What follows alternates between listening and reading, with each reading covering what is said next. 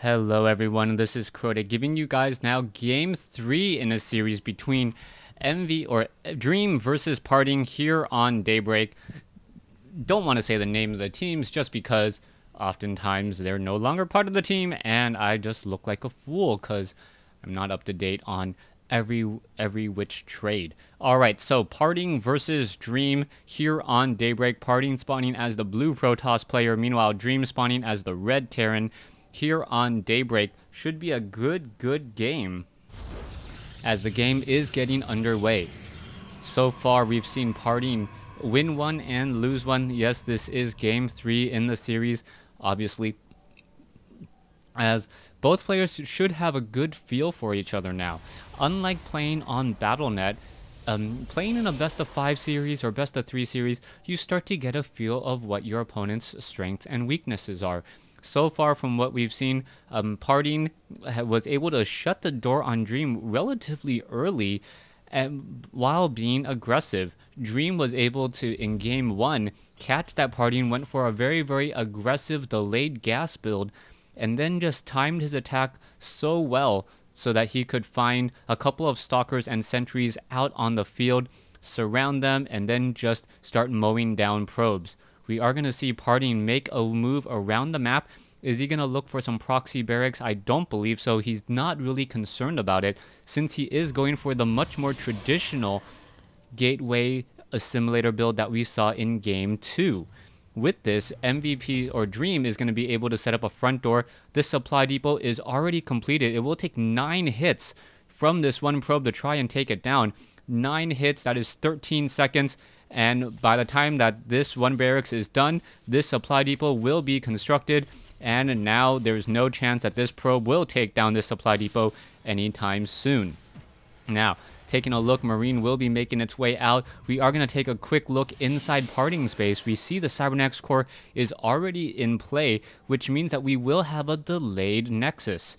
Now, I don't believe Parting will try to do any one-base shenanigans. It's much too easy for a Terran player to really sit behind 2 bunkers and really defend this natural choke point. Even with force fields, all you need to do is have 2 or 3 to 4 bunkers here, and then you can really fend off the attack, and that's all going to be if Parting does not take a Nexus.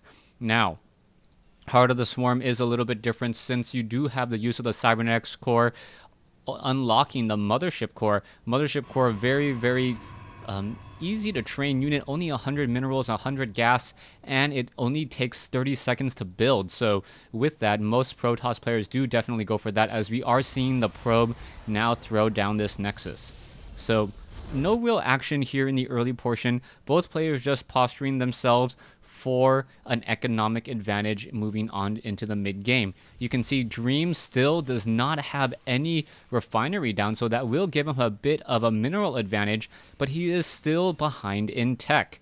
Dream also setting up a 3rd command center here, and this really shows you how much of a macro game Dream is trying to go for. By going for this very heavy macro game, Dream should have a very strong economy, as this SCV is just wandering around still. Taking a look, this command center will be able to just train up SCVs here to the natural expansion. Meanwhile, it looks as though Dream is wanting to actually saturate his main base while setting up 2 more barracks. Now, Dream is going to have a whole bunch of Marines, but he's not going to have much of anything else, as we now see Parting placing down a lot of gateways. Now, with these gateways, we could see a 4-gate with a robotics facility off of 2 bases try to pressure up. Now, Dream is only sitting on 1 bunker to defend, and Dream is finally getting up his gas, which, albeit, is a bit delayed. We should see a 3rd orbital command here. And now, what is going to be happening next, as Parting is trying to see what's happening inside the main base. Dream already going to go ahead and just start shooting down this Stalker. Stalker takes a bit of damage, and now already on the run. All right, not going to be able to hold this position here. Dream in a bit of trouble. Going after another Stalker now. And now holding the Zelnaga Tower is going to be a very safe call, as Dream will, in fact, control this tower here with a whole bunch of Marines. Very strong. Nice play by Dream. And this one Marine should be able to get back in time if a Stalker or Zealot tries to stake claim to it. More and more Marines now are being added. We can see Stim now being added as well. There's that factory. Starport not too far behind. And we should see an additional tech lab and a reactor here in just a moment. And with that, double training up Marauders and Marines. Now, Dream does have a slight economic advantage with those 3 mules. 36 probes versus 32 SCVs. 1 Marine hiding off here, looking to see when this particular third base will be taken. We can see a Twilight Council and now a Forge being added once more. So Parting going to start the early economic, or the early upgrade war, as we have still only 3 gateways and 1 robotics facility. It doesn't look like Parting is posturing himself to attack anytime soon. He wants to get a good deal of information first, perhaps figuring out what Dream is going for here in Game 3. There's that reactor. There you can see the Observer now flying over. Gonna take a quick look around. You can see the supply depot down over here. The Marines did spot the slight flicker of that Observer. Too bad they cannot blindly shoot, but then again, Marines having 100% accuracy when targeting when they can see the unit is rather high still. The Observer still making its rounds and a very, very good position up onto the high ground. Are we going to see perhaps a scanner sweep? No, we are not, as Dream already going to be landing this orbital command. Third base already set up. Harvester count is 45 to 48. This 1 orbital command being positioned here. The flying time, a little bit of SCV production time was lost, as we are now also going into the Templar archives. Level 1 armor upgrades coming in from the Forge. There you have it. Level 1 weapons upgrade was not researched just quite yet. We are seeing that third base come in from Parting, and Parting now realizing that he needs to play catch-up in this economic game. A factory is floating out here. One of the signs that you are watching Wings of Liberty, as Terran players really have no use for any factory units up until Heart of the Swarm, where you do have Hellbats to help absorb damage and deal damage to those Zealots. Archons, however, do deal a lot of damage to Hellbats as well. Since Hellbats are considered biological units, we can see a factory now making a move across the field. There is Parting setting up a proxy pylon, and perhaps he's going to try to sneak in a new base, or perhaps sneak in some Zealots into the third. Factory now in position to scout out, will scout out the third base of Parting, as we've now seen a major engagement here. All right, Medevacs now already on the move. I was going to say, if all of those Marines and Marauders were already lost, that would be a horrible, horrible loss. There is, oh, a beautiful, did we see a pickup there? Yes, it did. Nicely done, picking up units and dropping them, I believe. Yes, so making sure to just move units all across. And now the Marines trying to hold the Xel'Naga Tower. 1 Marine gonna go ahead and dash for it, dash its way in. Zealot now taking a bit of damage, as it does not have any of its Zealot Archon or Zealot leg upgrades. And there's some force fields baiting the force fields, and now holding the Xel'Naga Tower instead.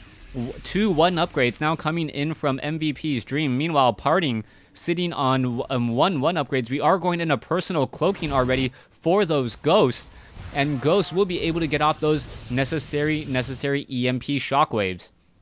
Dream posturing or positioning himself very aggressively. Now he does have a slight economic advantage. He does also have 2 mules and already running off of 3 bases. This is 3 versus 3 bases, as there is an Observer now in the air. Massive bio. What's going to be following up here, as we do see High Templars? There's the double force field once more, trying to trap some units. Are we perhaps going to see these destructible rocks taken down? Scanner sweep now already down here, as the factory being forced to fly and retreat once more, but the Marines and the Marauders are now going to simply just walk in here. Pylon going to get taken down, now going after the Nexus, but unable to get any of the probes. The Marines and the Marauders most likely wanted to get those probes, but was unable to do so, since they are so well protected in the back there. If that army did engage, they would have most likely just been flanked and destroyed. Dream now setting up multiple supply depots. There is 1 bunker here. Harvester count probably reaching into that 70 range, and by now we should see a bit of a slowdown in terms of the economic game. No more SCVs being trained, only Ghost and Marines. No Vikings as of yet, as the main tech has been Archons and Templars. If those Ghosts are able to get off those EMP shockwaves, that will pretty much be GG there, as the Stalkers now trying to do a little bit of a dance. There's another observer now going to get taken down. More Marines still wandering around here as you see a lot of units from Dream covering much of the map. One Marine now making its way up onto the high ground. No, does not continue that as the Marines and the Marauders unable to... there was some damage now being dealt to that Archon. The Marines and the Zealots now trying to engage. As those Zealots do back off, there is a lot of Zealots there, and this is where I'm sure Dream really wishes that he had some Hellbats to combat those Zealots. All right, double observers. One observer down. A second observer quickly taken down once more. One Marine on a one-man mission to try and take down a pylon. That is not going to work out well as the units are now backing away once more. Medevacs trying to get away. Here comes the Ghost. The Ghosts are engaging, and the Ghosts are going to be able to deal a lot of damage to those Zealots. The Zealots are relatively weak to those Ghosts, and you can see the snipes now coming in. Damage being dealt. Ghosts just absolutely owning the fight here as the Ghosts are now going to go ahead and charge up the ramp. There is an observer there. There's an attack. No Psystorm coming in. That would have been a perfect location for it as the Zealots and the Marauders are still battling it out. Are we going to see perhaps Destructible Rocks get taken down? There are some observers left. The observers are not going to get taken down at all as the Marauders and the Marines are still charging their way up. Do we have enough EMP shockwaves? Yes, we do. A couple of EMP shockwaves and this entire army will pretty much be destroyed in a matter of seconds as we now see Marines trying to push their way in. One High Templar quickly taken down as we now see another engagement here on the front door. More Ghosts coming in with the double snipe. There's the back around and a beautiful position on those Ghosts to fire from the safety behind those Marauders and the Marines. Somehow Dream able to still set up and rally all of his units in all of these fights. All right, Ghosts once again are going to go ahead and cloak.